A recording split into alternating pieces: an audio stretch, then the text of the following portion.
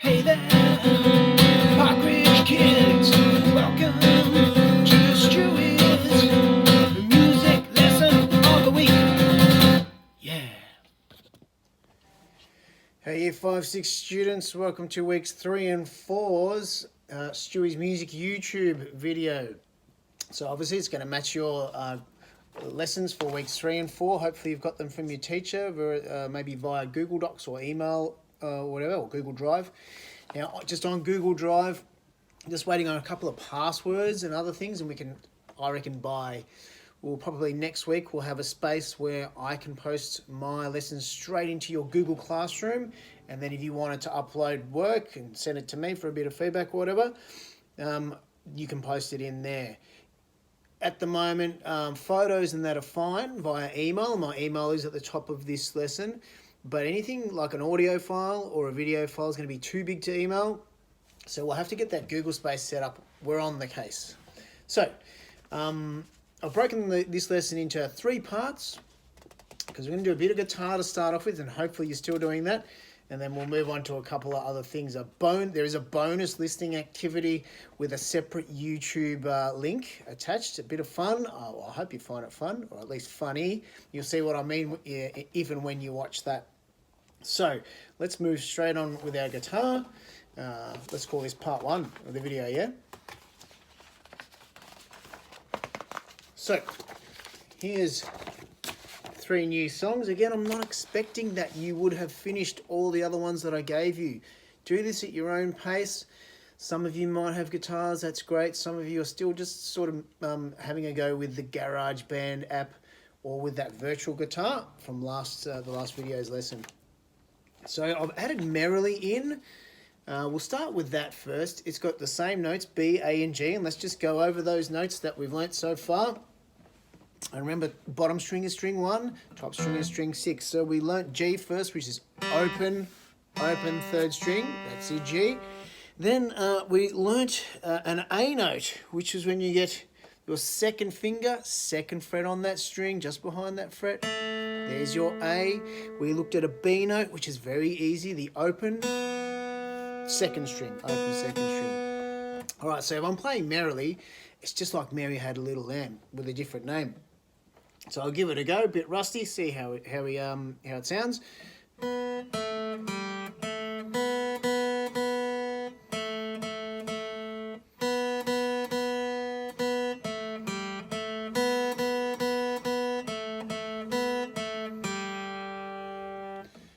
I think that's pretty easy, and if you can play that even close to that, you're doing okay, considering we're in virtual land here.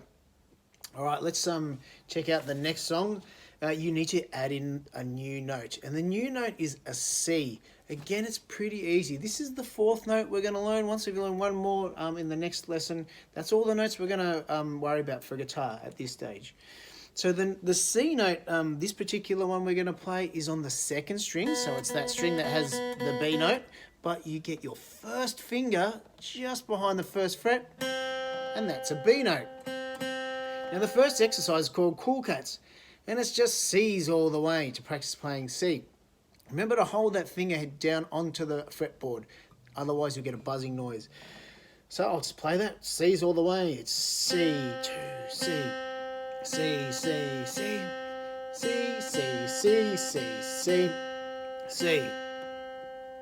Now that's kind of boring. It's that easy that it is boring, but still good practice.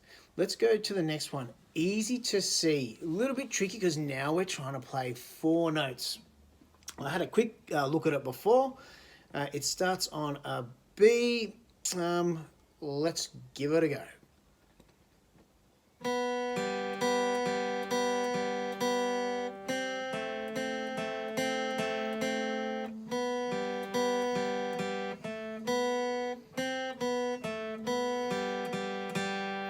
Hey, got it first time. I kind of mess these things up sometimes on the video. Anyhow, that's the next 3 songs that you can start working on, as well as always going over the old stuff. Just because you've played something once doesn't mean you're suddenly the master and you've got it. You have to keep on practicing if you want to get good with anything in music, and probably anything in life, really. So that's part 1 done. Keep practicing your guitar stuff, yeah? Let's go to part 2.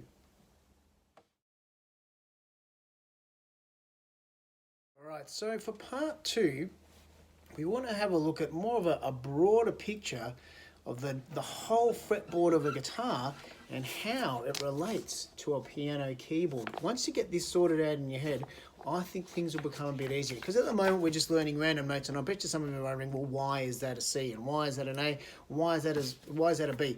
Well, if you can learn this and can find that connection between the two of these things, I think it should help you out a lot. So let's take you over to my keyboard. I'm actually going to pick up that camera here. Excuse my hand. I'll put my guitar down. Hopefully you can see this. I'm going to hold my video up to the keyboard, and I can't see what I'm filming here, but just notice with any keyboard there is a pattern of 2 black and 3 black. 2 black and 3 black. So let's pop my guitar down. Sorry guys. There's that 2 black space 3 black, and it starts all the way in the low keys and it works 2 black space 3 black space 2 black all the way. The pattern keeps going the same.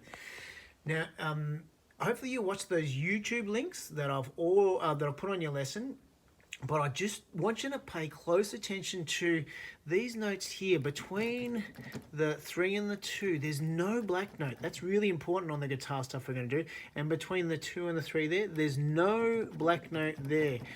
These black notes are your sharps and flats. We're going to pretty much just not pay too much attention to our sharps and flats. We don't want to confuse ourselves. We're just going to worry about these natural notes, these white notes here on the keyboard. If you already know that this is middle C, fantastic. Any 2 black notes, the white note before it is always going to be a C. Any 3 black notes, the white note before it is always going to be an F.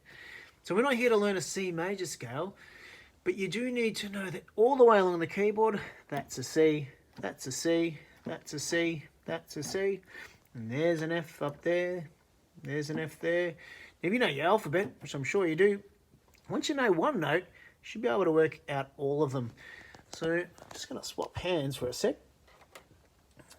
There's our C, D, E, F, G, A, B, C.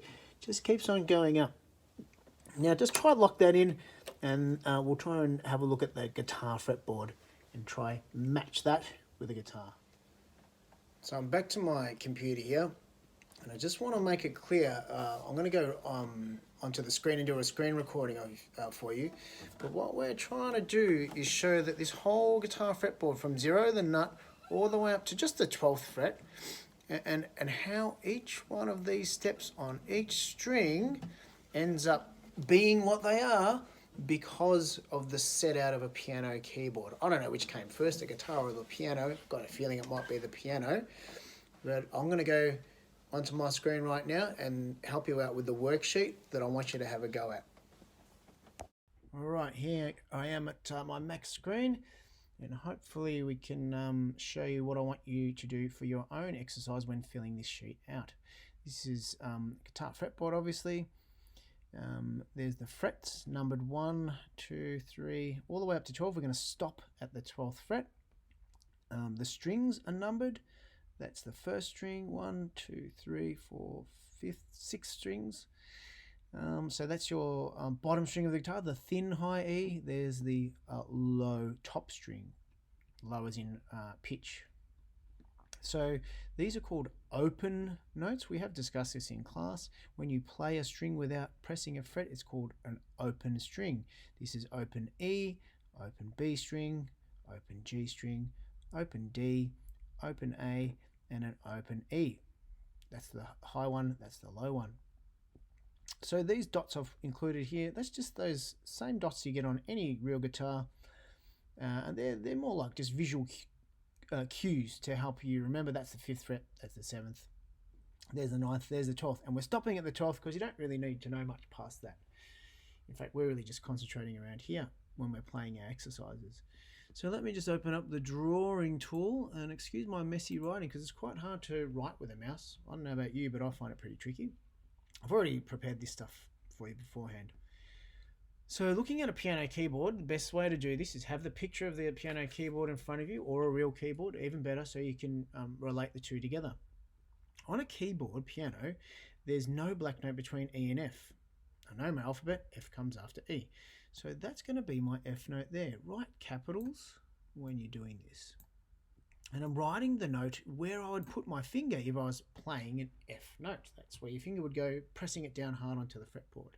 Between F and G on a piano keyboard, there is a black note, so I've got to leave that space for it. That would be that F sharp. Don't worry about whether it's F sharp or G flat. We're just concentrating on the natural notes. So there is a black note there.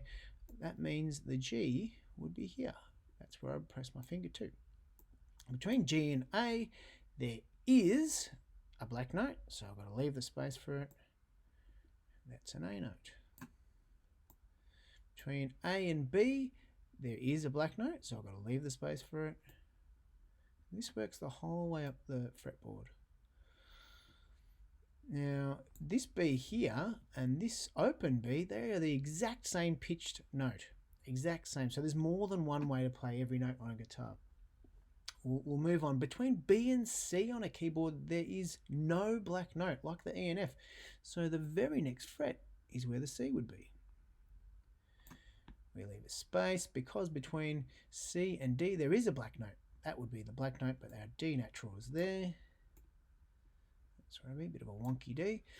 And then we leave a space again because between D and E, there is a black note. We'll write out E there. And if you've done this correctly, you will find that the 12th fret and the open string are the same note. However, this is the low one, and that's obviously much higher because you're halving the length of the string, making the pitch higher. Just take note, between B and C and E and F, there are no black notes, so they're always next to each other, and it works the same on the whole fretboard. Let's do B, and then we'll let you guys continue the rest in your own time. So there's my open B. Between B and C, there is no black note, so my C is there. That's the one that's in this lesson, that C I just taught you before. Between C and D, there is a black note, so I'll leave a space. Right in there. Remember, use capitals when you're doing this stuff. Capitals always when you're writing music notes. Between D and E, there is a black note, so I've got to leave the space for it. Right in my E, that's where I'll be pressing it if I'm playing an E. Between E and F, no black note on a piano keyboard, so the same applies on a guitar. So there's my F, always between E and F, and B and C. They're right next door to each other.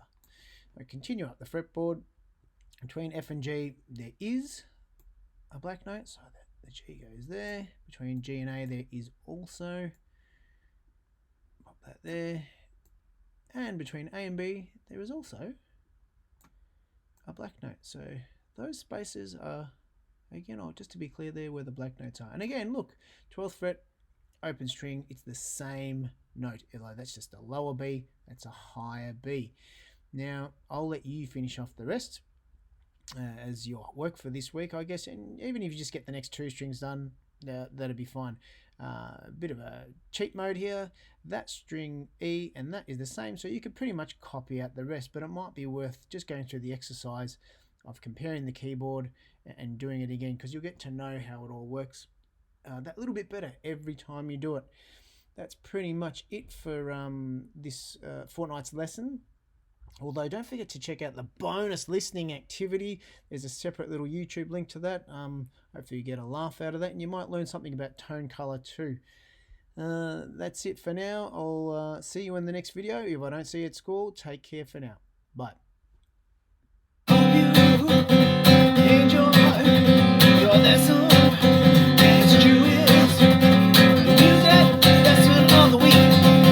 That's right.